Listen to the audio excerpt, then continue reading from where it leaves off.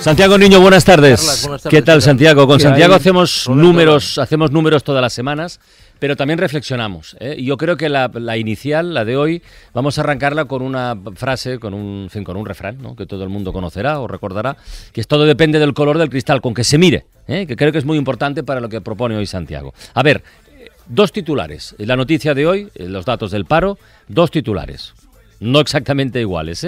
Uno: el paro registrado baja en noviembre en más de 27.000 personas y la afiliación a la Seguridad Social se queda por encima de los 17 millones. Este es uno. Otro: Rajoy acaba con menos paro que Zapatero en 2011, pero también con menos empleo. No son titulares coincidentes ni muchísimo menos. Tienen, digamos, orientaciones distintas, ¿no? Pero tanto en un caso como en otro hay que ir más allá. Hay que ir más allá y preguntarse: ¿el empleo que se crea cómo es? Y responder: pues es con menos salario, con menos horas, es más inseguro que el que había hace 4 años y que todo lo que se perdió desde 2010. Además, las afiliaciones siguen muy por debajo de las épocas, digamos, de gloria, pero es que además a menos salario, menos cotización y encima, y esto es importante, volvemos a meter mano en el fondo de reserva de las pensiones para pagar la extra de diciembre. Entonces, Santiago, la pregunta, después de las elecciones del 20 de diciembre, gane quien gane, yo creo que la nueva etapa deberá definirse también por aparcar la búsqueda de titulares y dedicarse a, no sé si la expresión es gobernar mejor o hacer mejor las cosas. Sí, a ver, lo has pintado pues muy bien, sinceramente. El número de personas ocupadas está aumentando, o sea, esto no se lo puedo negar a nadie. Lo que pasa es que de forma más precaria, con contratos peores, salarios más bajos. Esto da lugar a menos posibilidad de consumo, de pagar impuestos y de cotizar a la Seguridad Social.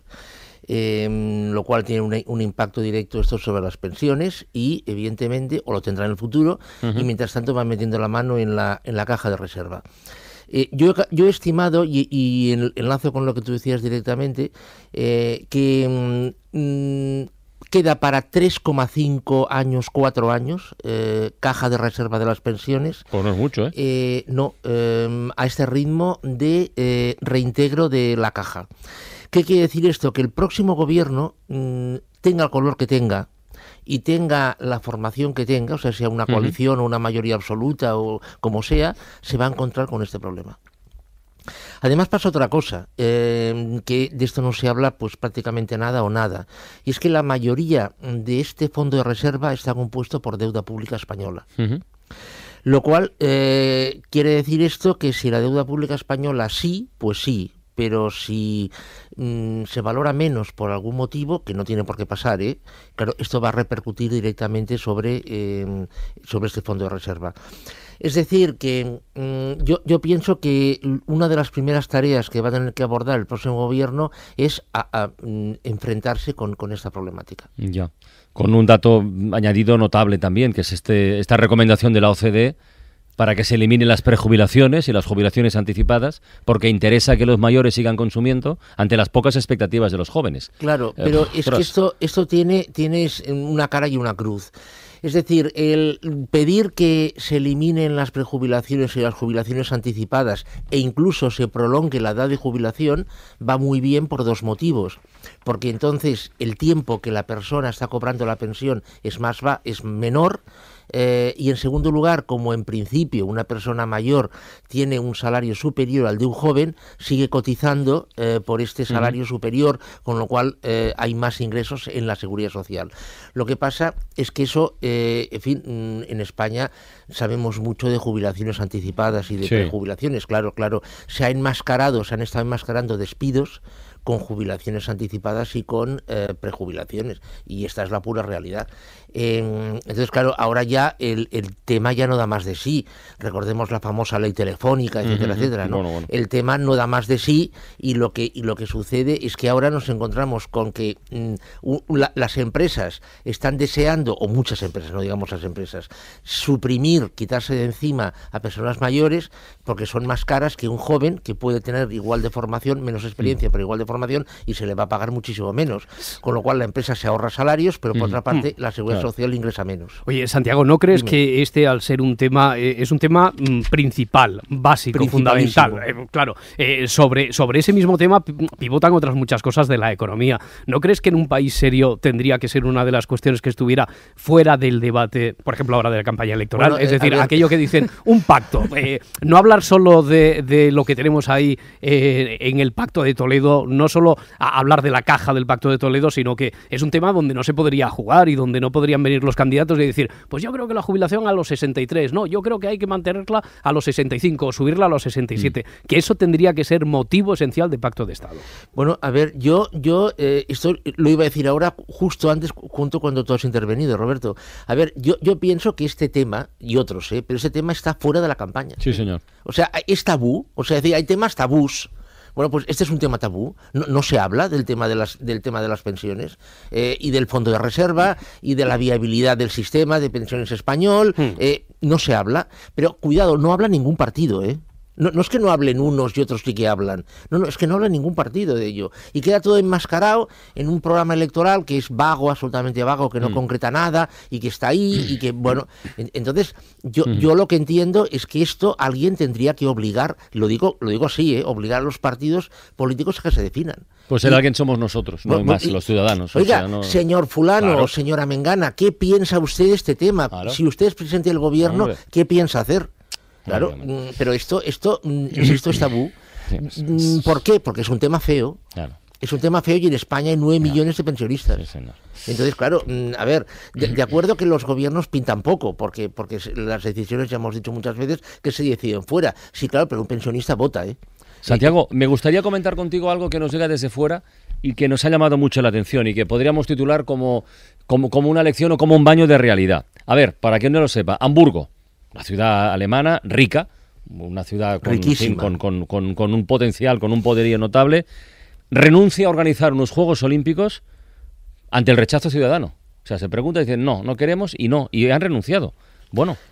Y además, digámoslo todo, rechazo ciudadano expresado en un referéndum. Claro. Es decir, se convocó un referéndum en la ciudad de Hamburgo y se preguntó a las personas, ¿quiere usted que la ciudad de Hamburgo concurra como candidata a las Olimpiadas? Creo que era el 2022, pero no me hagas mucho caso.